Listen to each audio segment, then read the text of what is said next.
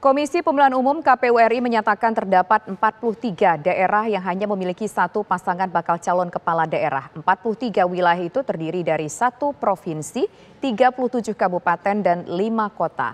Jumlah 43 bakal paslon tunggal ini meningkat dibandingkan jumlah calon tunggal pada pilkada terakhir, yakni pada 2020 yang mencapai 25 calon tunggal. Namun secara persentase angkanya menurun.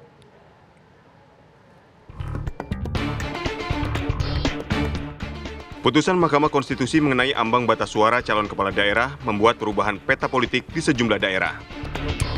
Partai politik yang tadinya tidak punya cukup suara, kini dapat menyalonkan jagoannya sendiri jika memenuhi ambang batas suara 6,5–10%. Namun calon tunggal yang berpotensi melawan kota kosong, jumlahnya pun meningkat.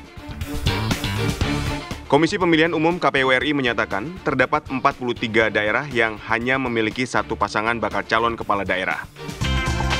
43 wilayah itu terdiri dari 1 provinsi, 37 kabupaten, dan 5 kota. Jumlah 43 bakal paslon tunggal ini meningkat dibandingkan jumlah calon tunggal pada pilkada terakhir 2020, yakni 25 calon tunggal. Namun secara persentase angkanya menurun.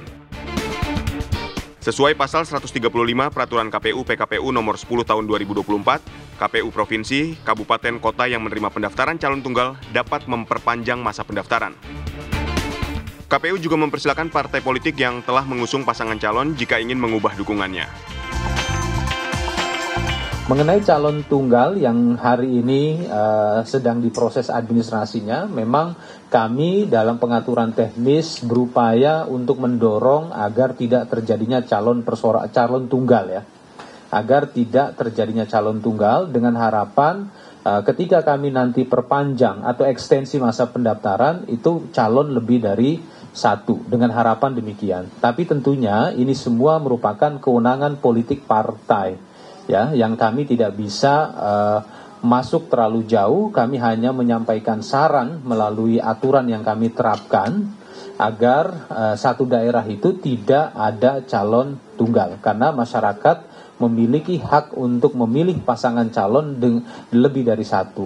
Tetapi tentunya bagaimana kalau sampai dengan masa perpanjangan pendaftaran nanti hanya ada 1 pasangan calon menurut Undang-Undang Pilkada pasal 54C dan pasal 54D ya, itu legal. Calon tunggal itu sah menurut Undang-Undang Pilkada merujuk pada putusan Mahkamah Konstitusi nomor 100/PU strip 13 Romawi /2015.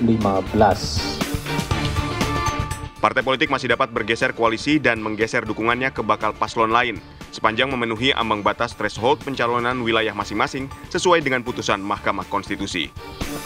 Tim TV One mengabarkan.